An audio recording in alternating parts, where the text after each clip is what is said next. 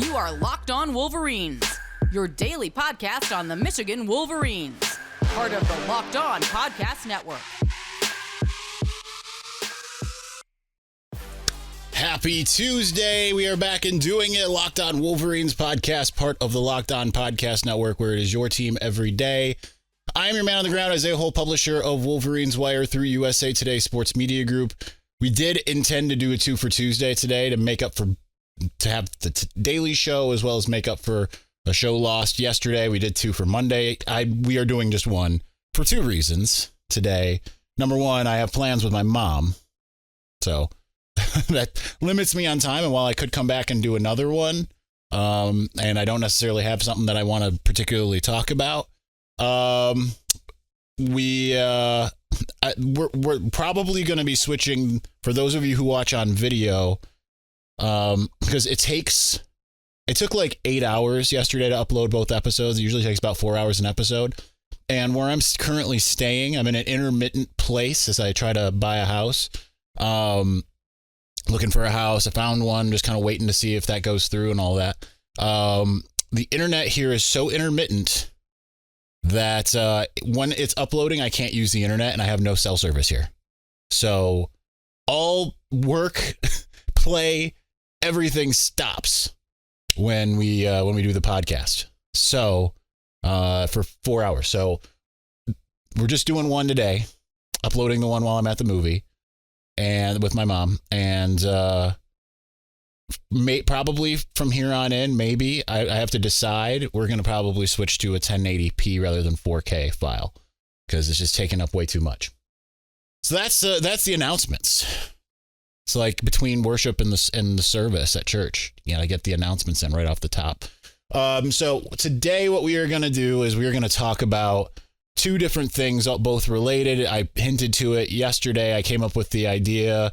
Well, someone else kind of came up with the idea, and I kind of ran with it of who else could switch positions and who has switched positions with Michigan. So I want to go over those who did switch positions first, then go to my 8 hypothetical players who could switch positions, and then we'll finish up with a couple news and notes. So that's what we're going to do.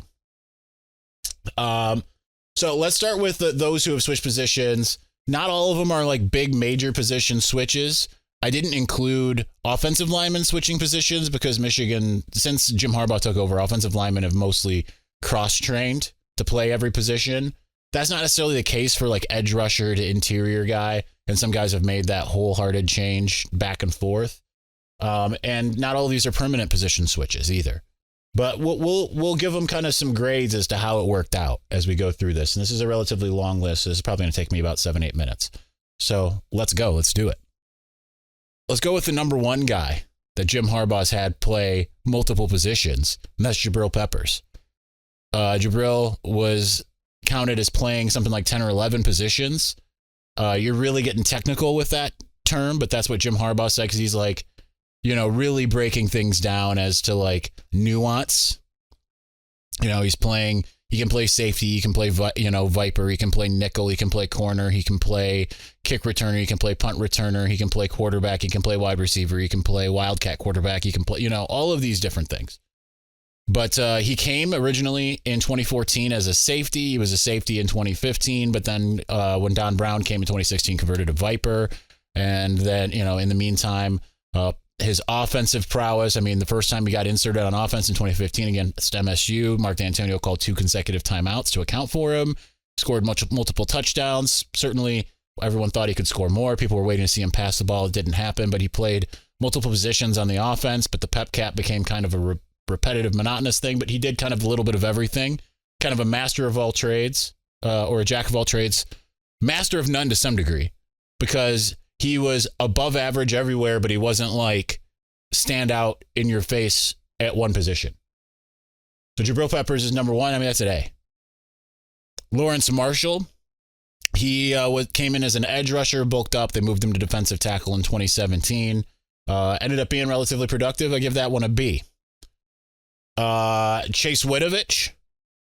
People might be sitting there and be like, what? Chase Winovich? Chase Winovich came in as a 4-star linebacker. Then he switched over to tight end. He was a special teams guy. He was a gunner on special teams. I'll never forget like his adamance before the 2015 Penn State game. Like, I'm going to play special teams this game. Can you please get a picture of me? And made the switch there, bulked up, became a defensive end, and the rest is history. That's an A+. A+. He was so good. He was one of Michigan's best edge rushers in the Jim Harbaugh era.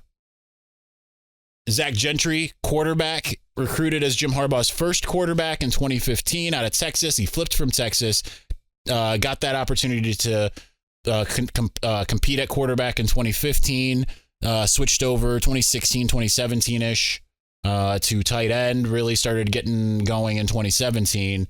And that one's also an A+. I mean, he went from being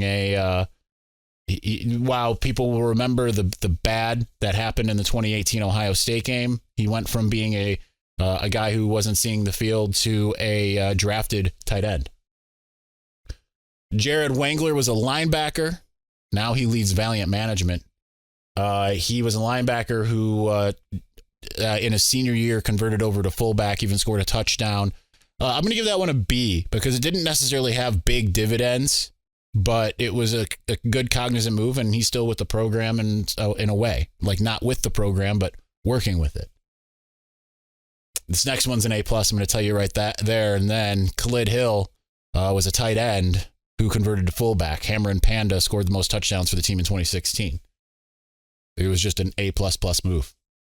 Carlo Kemp, edge rusher along with Rashawn Gary, bulked up, moved inside. I'm going to give that one a B+. I think he was beyond solid. And that's what I got. Khalid Hudson came in as a safety, eventually became a linebacker, and your hybrid linebacker as the Viper.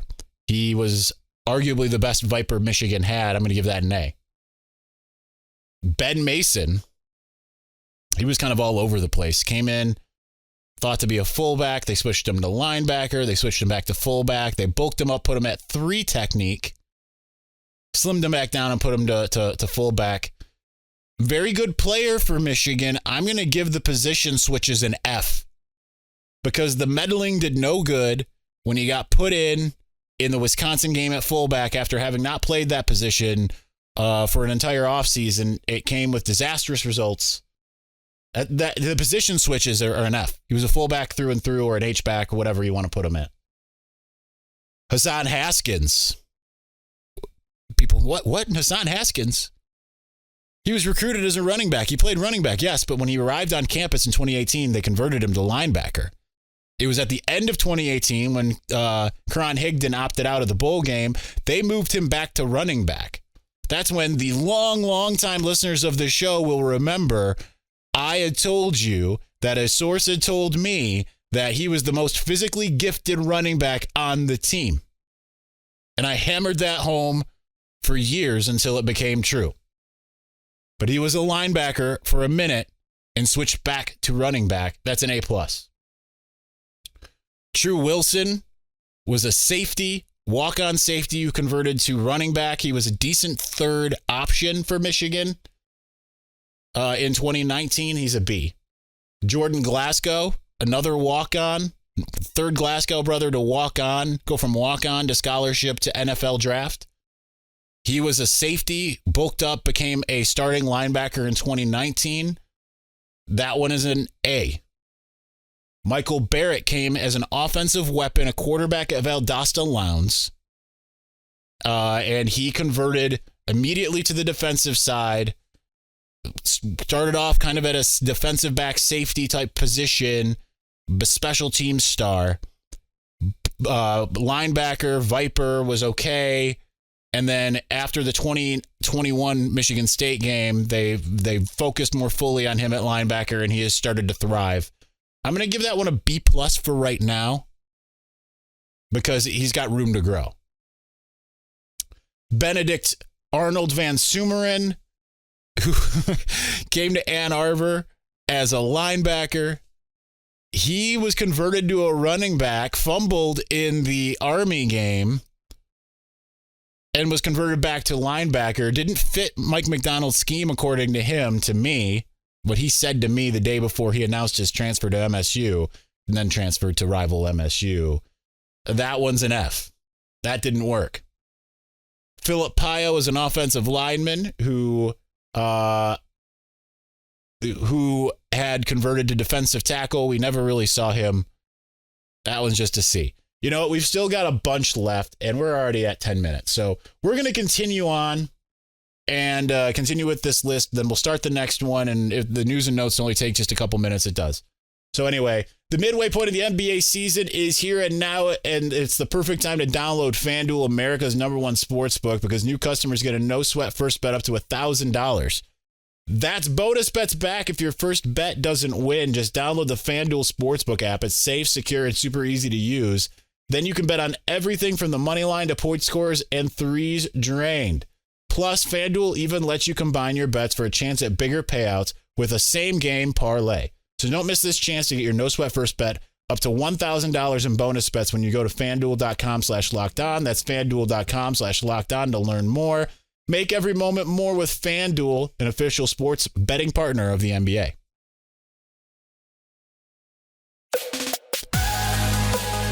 I don't know if you could hear a growling Zuri during that, but if you're not listening on Amazon Prime, then you may have heard a growling Zuri during the ad read. Little watch puppy.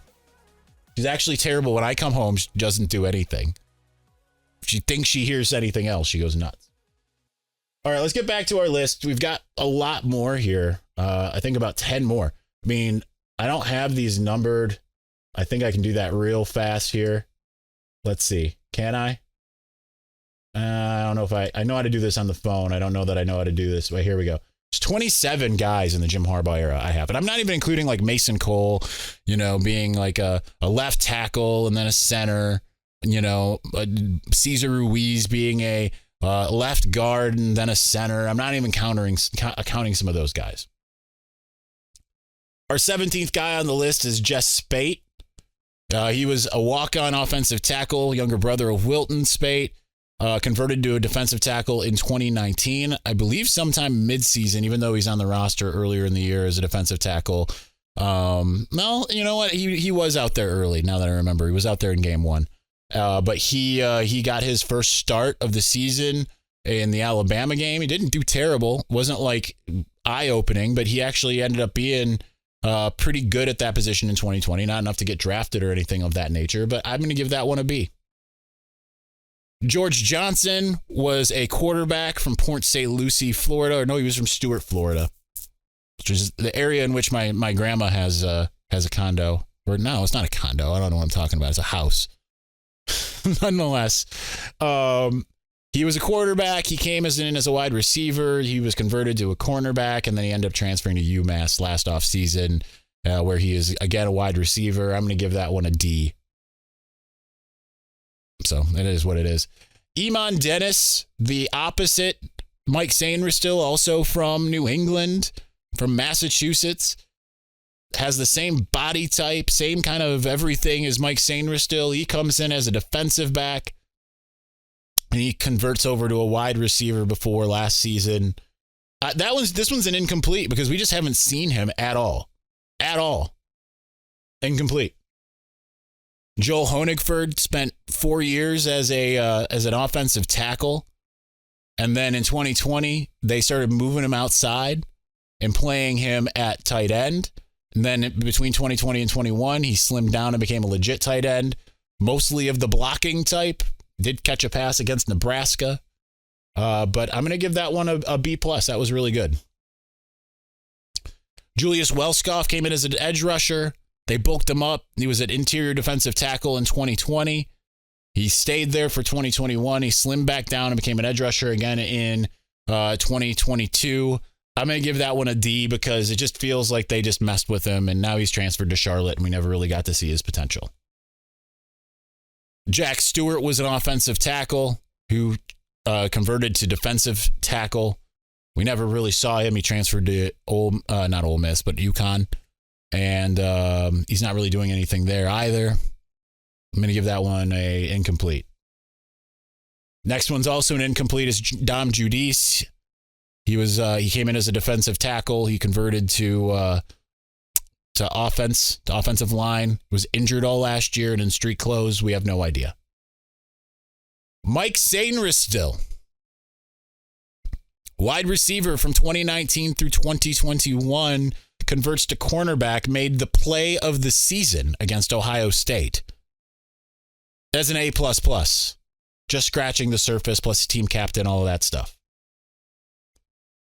Kalel Mullings he was a linebacker, got some running back go in spring ball, fumbled, didn't play running back again until the Ohio State game, had a big throw in the Ohio State game to Luke Schoonmaker, one of the fun plays of the game of many.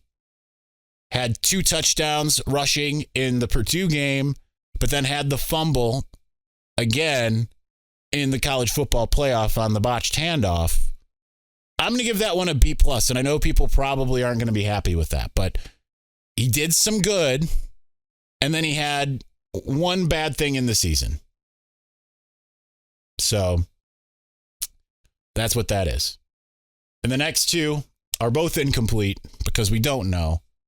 And that's Amarian Walker being a two-way player, cornerback, wide receiver, currently starting at cornerback in spring ball, and Alessandro Lorenzetti moving from offensive tackle to defensive tackle. But we don't know. We'll find out. So those are the guys that have switched. So I came up with 8 more guys that could switch. So let's go ahead and get to those. We'll do the first 4, then we'll do the next 4, and then we'll do the one news item, that I wanted to get to. Now, I want to preface this by saying this is all hypothetical, and nor does this mean like permanent position switch. They are locked into this position. This is the only thing they're doing from here on in. That is not what I'm saying. It could be like a Jabril Peppers type thing or a Kalel Mullings type thing. Because remember, Kalel Mullings scored a touchdown and then was in on the very next play to make a tackle on defense.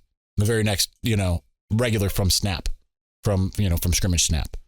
So I'm not saying that it could be a permanent. Some of them, maybe, yeah, you might make this first one permanent. That's Alex Orji.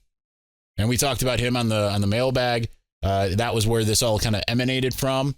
He is a quarterback as of current, but he is 6'3", 235. That is the perfect size to be either a linebacker or a fullback. And you could totally see in a situation where you've got a lot of depth at the quarterback position, especially if Michigan brings in Jaden Davis or a Michael Van Buren, the heir apparent to the current regime, which is J.J. McCarthy, potentially Davis Warren, depending on how things kind of go. Maybe even Jack Tuttle, you don't know. Jaden Denegal's had a really good spring. You could certainly convert Alex Orji to, if you want to keep the ball in his hands, and certainly, he's a dual threat quarterback. That makes sense. You could make him a running back. You could make him a fullback. A bunch of things you could do there. Or you could convert him to linebacker because he already has that size. And he could be maybe a Michael Barrett 2.0 and still have him for other things. The next one would be not a full-time position switch because he's way too valuable at his current position, and that's Junior Colson. You're going to look at me and say, what?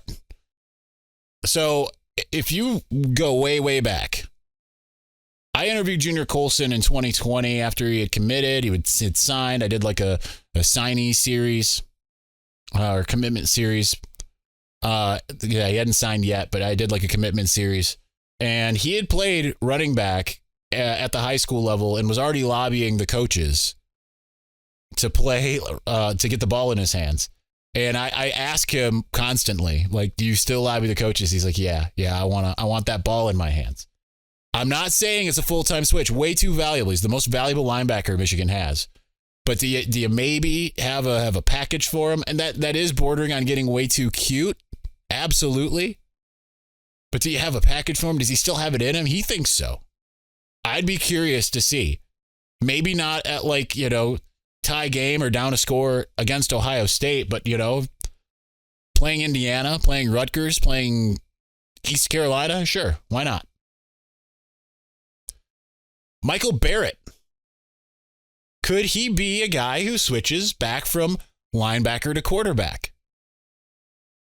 I am not. I believe he's had 2 throws special teams wise. I did note the one to AJ Henning in the Maryland game.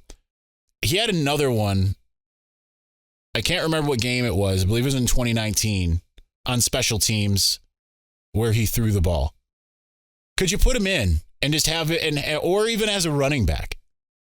Because he's clearly got the ability. We saw him make some moves when he had the 2 interception returns, including one for a touchdown at Rutgers last year. I would be very curious to see what he could do. If you put him out, he was brought in as an offensive weapon and they switched him to defense immediately. I'd be curious to see if he could still be an offensive weapon. All right, finishing out before we go to segment 3. This next one would be a part-time thing only. And I want you to hear me out here. Where's number 2? I'm not talking about Blake Corum. I'm talking about Will Johnson. What does number 2 signify if you were a cornerback? Charles Woodson, who did it all.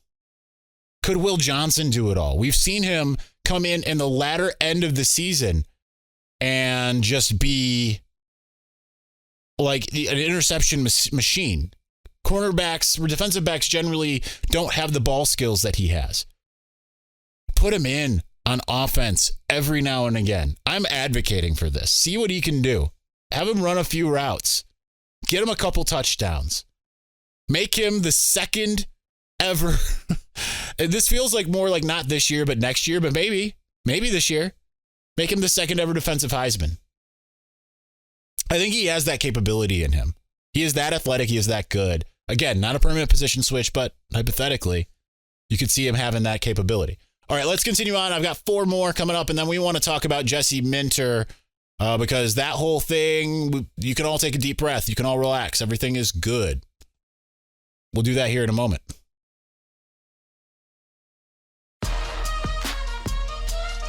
All right, let's continue on with my list of hypothetical position switches for Michigan players. Again, you don't have to agree with all these. Don't get mad at the comments. The comments, like on YouTube in particular, they went from being pretty like decent over the last like couple months. I sign on today and it's just a bunch of dreck again. Guys, number one, listen to the words I have to say. If I say like someone told me this, and if I say that, I am not saying that. I am saying someone told me this. And if you get mad for my opinion, okay, fine. If I forget something, I'm human. You don't have to melt down over it. Just be kind to one another, and that includes being kind to me. You know, be kind to the other people there. Be kind to me. I'm trying to entertain you, but some of y'all just get really mad for some reason. All right, Zach Zinter. And I know I feel your blood boiling with some of this. Now, this is not going to happen. This is more of like, I'm going to call this football perversion in my mind, because I sat there and thought between him and Keegan, which one is more of the mauler bruiser type? Because how many times have you seen Zach Zinter just riding a guy well away from the spot he wants to be in? 6'6", 315.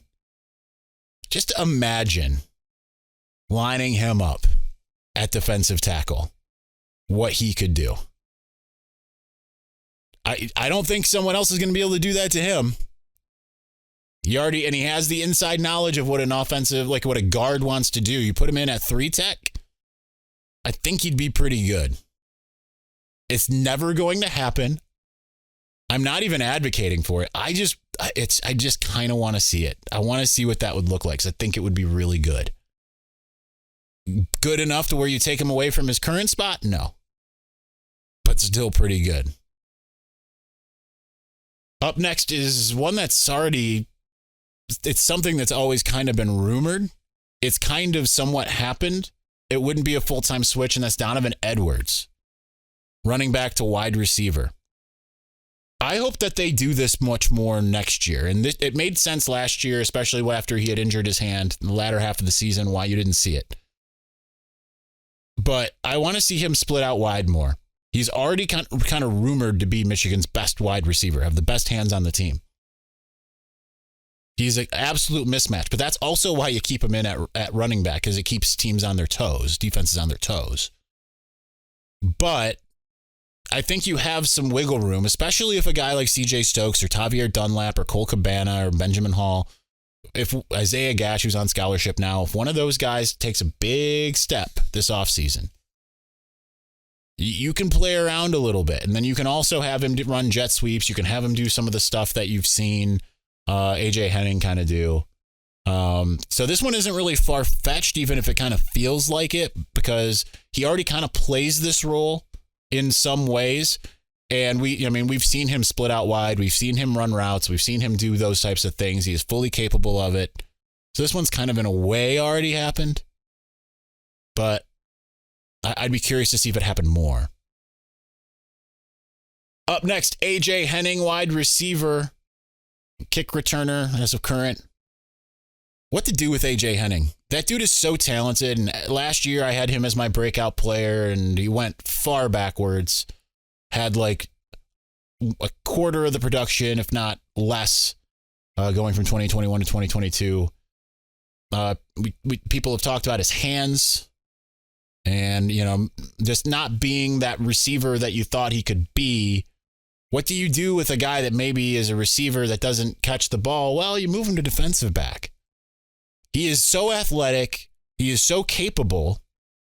What would it look like if you gave him the Mike Sainristil treatment? Maybe make him the backup to Mike Sainristil with the idea that the next year he'd take over. Get him on the field. You find a way to get him on the field. You can still kick off to him and all that kind of stuff, but just get him on the field. I'm curious what that would look like.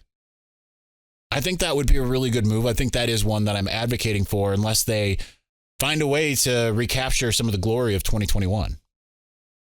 My final one here is Trente Jones. Currently a right tackle and got the start at the beginning of the season. And then he lost his job after his injury because Carson Barnhart, who he was in a battle with, ended up excelling in that role. We saw a little bit of a rotation there. What if you did? I mean, the precedent's been set because Joel Honigford, he did the same thing in 2020 that Trente Jones did in 2021, which is come in as an extra lineman, be that tight end type. What if you said the same thing to Trente Jones? Listen, we think that you have that experience of being that sixth guy. What if we slim you down? Maybe we throw the ball to you a little bit. Joel Honigford always said that those guys want to be able to catch the ball. And some have had that experience. Like Ryan Hayes used to be a tight end in high school. Trente, I don't believe, was. But what if you tried to slim him down, and then that way you have both him and Carson Barnhart on the field at the same time? Because you have an embarrassment of riches on the offensive line. You're not going to get to be able to play everybody. You maybe keep someone from transferring in this route. It's an option, and there's precedent for it. All right, we've only got a couple minutes left, so that's my list. Do with it what you will. It's not rocket surgery. It's just a list. It's just a hypothetical. It's just having fun. But before we sign off here, I do want to get to the news that Jesse Minter looks to be here to stay, barring some other NFL team coming calling. Because while we've been doing this podcast, Nick Sirianni officially announced it, apparently. But it was confirmed by Pete Carroll earlier today at the NFL Combine that Sean Desai is departing Seattle for the defensive coordinator position with the Philadelphia Eagles. So you can write that off. We discussed it a little bit on the mailbag on Monday. It is done. It is officially going to be Jesse Minter season 2. Great news for Michigan. You have the continuity you were hoping for. Despite losing a co-offensive coordinator, you have the primary offensive coordinator and Sharon Moore back. You've got really pretty much everybody coming back. Only new faces are familiar faces. Kirk Campbell, who's been in the building the last year. Chris Partridge, who at least was in the building from 2015 through 2018 or 2019 rather. So you're running things back. Really, you truly are. That is awesome news for Michigan. Everyone can take a big, deep breath. That's going to do it for us today. We'll be back on Wednesday, and I'm sure we'll find plenty of things to talk about because there seem to be things that I've been writing about here. So anyway, thanks for watching. Thank you for listening. We'll be back soon. Peace.